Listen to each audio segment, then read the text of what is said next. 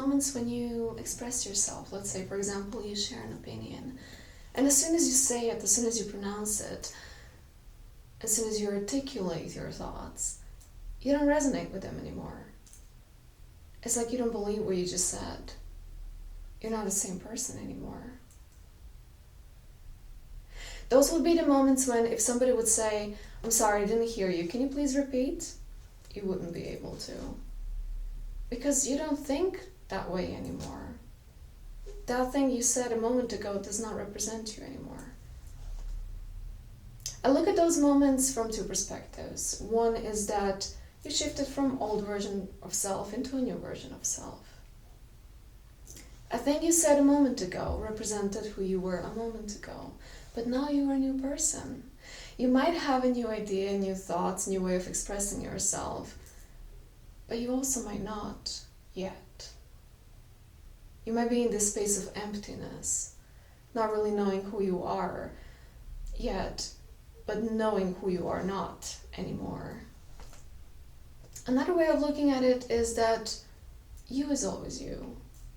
Your old self, your future self, your inner child, your higher self, your one aspect of you, another aspect of you. It's all you. You are a constant. Even if you're not mindfully present at any given moment, the observer of you is always there. But what you say, what you believe in, how you express yourself isn't constant.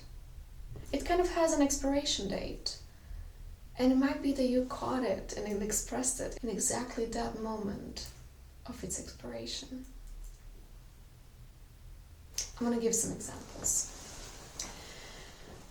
I was asked, how is it to be a 32-year-old female human at the planet at this time? Off-topic question. Feel free to answer yourself, regardless of gender you identify yourself with or age you're currently at. Basically, the question is, how is it to be you? I try to answer this question as objectively as possible. I try to answer it from the universal standpoint, but it was very difficult to do so without including my personal opinions based on my personal experiences that are a collection of good and bad and everything in between and around it. It was really not easy to come up with a few short, concise sentences that would effectively encapsulate the complexity of life right now, especially within these specific parameters. But I tried. I gave myself some time to think, and I came up with draft 1 and draft 2 and draft 3. Eventually, I felt ready to answer. But as I was answering, as I was pronouncing those words, I noticed that something was off. And by the end of finishing the sentence, I realized that I don't resonate with what I just said. Because I realized that what I just said is just a fragment of the bigger truth that I was aiming at. That doesn't mean that what I said wasn't true. It was. It was emotionally charged and it was representative of my emotional truth. But that was not the whole truth. That was just a fragment of it. And as I said it, I realized I don't resonate with this anymore. The feedback that I got from the person that I was in a conversation with furthermore solidified that I don't resonate with this anymore, because the feedback was relating to the person, to the aspect of me that I did not identify with anymore. Now here I have to make one important distinction.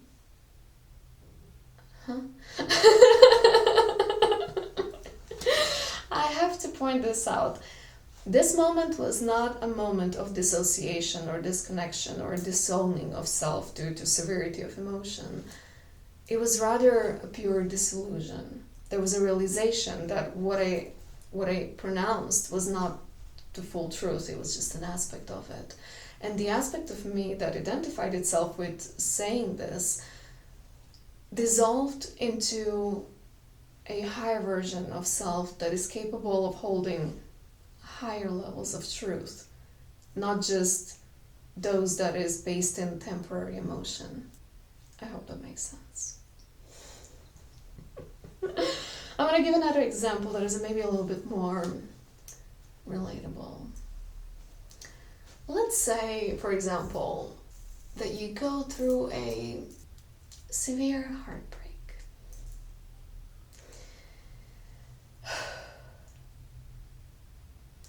And while going through a recovery of it, you might encounter other people who are in the same point of life. And among these people in this phase of life, it is not uncommon to hear words such as, I cannot trust myself anymore, as a result of the heartbreak. And while you're dealing with hopelessness and helplessness and despair and pain and disappointment, those words are valid. They're legit. They're deeply understandable.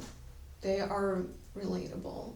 There is some truth to them, especially if you're going through an episode of blaming yourself and your gods for putting you in this situation because you thought it will be the right person, the right decision, the right circumstances, the happiness, the joy and bliss forever, but here you are. But a few years later, when you heal from the heartbreak and you go through that phase of life and you're already on the other side, you might even forget about the heartbreak temporarily. You might still find yourself in a conversation where you can say something like, I cannot trust myself. And while articulating those words in exactly those moments, you might have a realization that self-trust was actually never really about accurately predicting the outcome of situations your intuition brought you in, but it was more about trusting yourself and in your own ability that you will be able to go through and handle whatever your intuition brings you in. You may also realize that you went through that heartbreak. And not just that, you survived every single day of your life, whether you operated on a premise that you can trust yourself or not. No matter how challenging life ever was for you, here you are, alive, today, present, watching me now.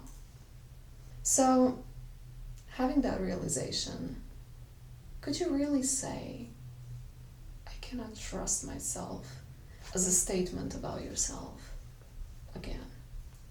Those changes can happen also as a result of written word or other forms of expression. It doesn't need to be a spoken word only. One short example, and then I'm going to move to the words. In 2023, I published a book called The Book of Meanings. What was important to me before publishing the book was that everything I wrote in that book is true to me, and that if for whatever reason anybody wants to pick a part of the book and call me out for anything, it was important for me that I know that I can stand behind what I said.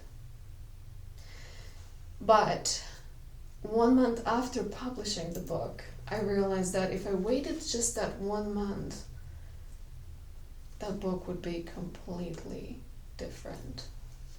Because I was different. I unlocked new ways of relating to the world that were completely unknown to the version of me who wrote and published the book. And then if I waited 2 more months after publishing the book, if I waited 2 more months in order to publish the book, that book would not be published. Maybe it would be a completely different book at a completely different point of life, but maybe it also wouldn't exist. I like to believe that those realizations actually happen as a result of, first and foremost, publishing the book. And that if I hadn't published the book then, I would probably then 1 month and 2 months later still be in the process of getting ready to publish in exactly that state that the book was published. But who knows? All of that said, I hope you get a picture of what moments do I mean and what moments am I referring to. Those are the moments of profound inner change. Moments that change the way you think, the way you believe, the way you operate, the way you carry yourself, the way you feel in your body, the way you relate to your environment and to people around you.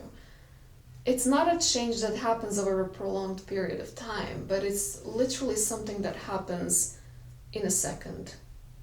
And that change is so noticeable, it's undeniable, first and foremost to you.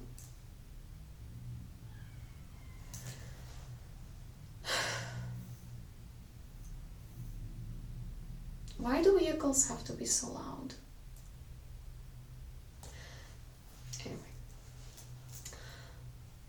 I had a lot of those moments recently, and while referring to them, I was looking for their name, because I didn't want to constantly explain every single moment and what it means.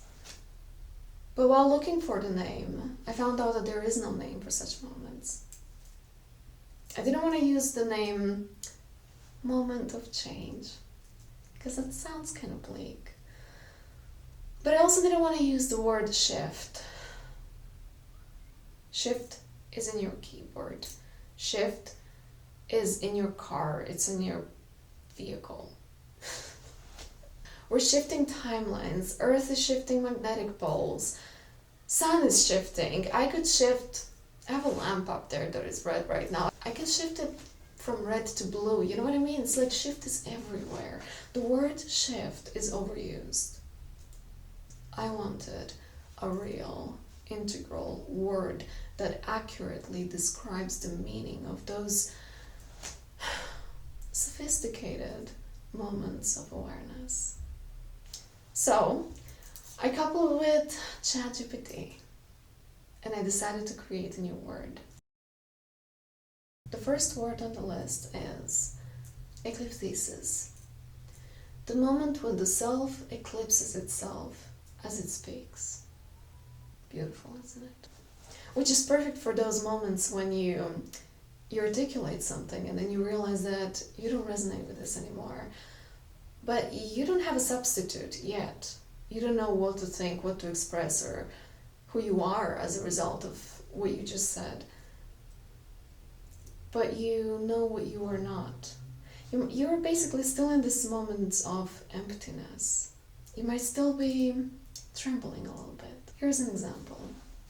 Her words fell true as she spoke them, but then an eclipses. She outgrew the thought instantly. Eclipses moments are like mini ego deaths of belief, leaving only the witness behind. Another word on the list is nullthesis.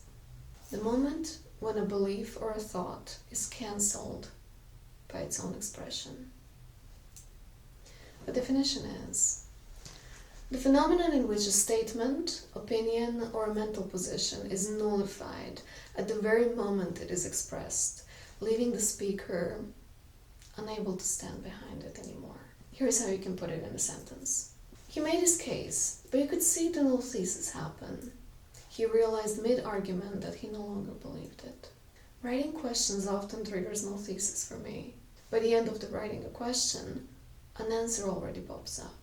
The next word is nexthesis. The moment when articulation literally becomes the doorway to the next self. The moment when articulating a belief or a thought becomes the threshold into a new version of self, not just a new idea. It is the instant of stepping into an expanded sense of I, as if the act of expression itself catalyzed growth. An example in a sentence would be, sharing my opinion felt so true until I said it. Then an ecstasis happened, and I realized I had already become someone new. Sometimes conversations spark an ecstasis. You speak as the old self, but then you finish the conversation with a new version of self. And last but not least is outgrow. The sound you make as you outgrow something. So metal. A raw, immediate moment of realization in which a belief, opinion, narrative, or a way of being is shed as soon as it is expressed or noticed, like a growl that marks the release of what no longer fits. An example in a sentence is, I had an outgrowl right as I said it. I could feel the belief die mid-sentence. Singing sometimes leads to spontaneous outgrowls. Your old self dissolves as you move through the song. I hope these words fit into your vocabulary. They do fit into mine. But I gotta say, I'm not a linguist. I had to put 100% of my trust into ChatGPT that it knows which suffixes and prefixes and roots of the words can be combined in order to create new words. But if you're a linguist, or even if you're not, if you have an idea, an example, a suggestion, or totally new word that you could add to the list, then please do so. Because obviously I'm in very big need of those words. To make space for eclipthesis and outgrowth and othesis and nexthesis to happen, I provide energy portraits. And what I mean by that is that basically I take a screenshot of your energy and I make a painting of it. It's kind of like getting an energy reading, except that instead of using the traditional energy reading tools such as tarot cards, I make a painting, and then that painting becomes a reflection tool at your disposal, which can be very healing for your soul, but it can also be an upgrade for your walls or an art collection.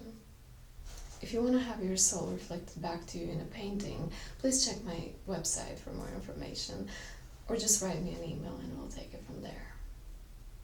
Thank you for being here.